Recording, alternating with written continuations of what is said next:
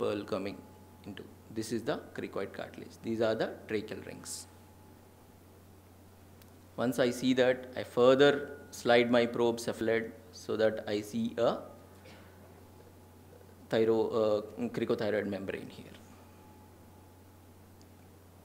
This is how usually you see. This is the cricoid cartilage, this is the thyroid cartilage, and this is the cricothyroid membrane coming in between. You can see the air reverberations below that. And how do you do a Taka technique? Taka technique is nothing but thyroid, airline, cricoid, airline method. So you start from the above, base of the tongue, the linear probe. You will see, you slide your probe down caudally. You will see inverted V-shaped cartilage coming, that is a thyroid cartilage. You further slide down, you will see an air column below, and you further slide down, you see an inverted U-shaped cartilage, that is the cricoid cartilage. Then you will go back again at the air level, air mucosal interface. So this is your cricothyroid membrane. So this is how you locate cricothyroid membrane, prior, mark it, and keep it. Sir has already discussed, and yesterday also there was a discussion about cricothyroidotomy, emergency cricothyroidotomy and all. So I'll skip that.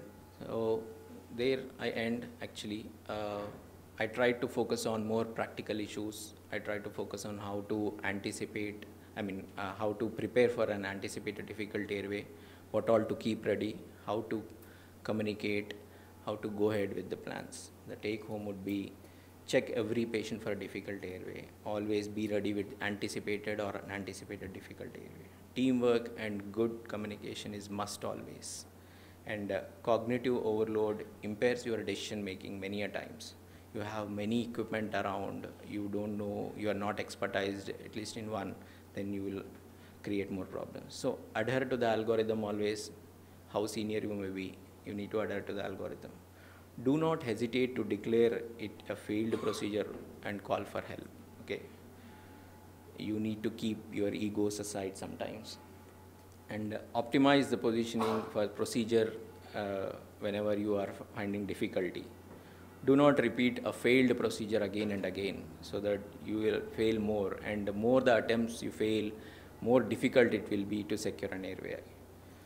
The video laryngoscopy and point of care ultrasound has revolutionized the difficult airway management. And get equipped with airway procedures, learn one procedure and try to stick to it, and try to do whatever you are confident with. This is all about managing an anticipated difficult airway. We need to practice more and more. Of course, it's a rare complication, but it can happen at any time. So it's useful to attend such workshops where you listen, you try to see on mannequins, you try to practice things, then you will preserve your skills. Thank you. And at the outset, I thank the organizing committee for giving me the opportunity. Thank you.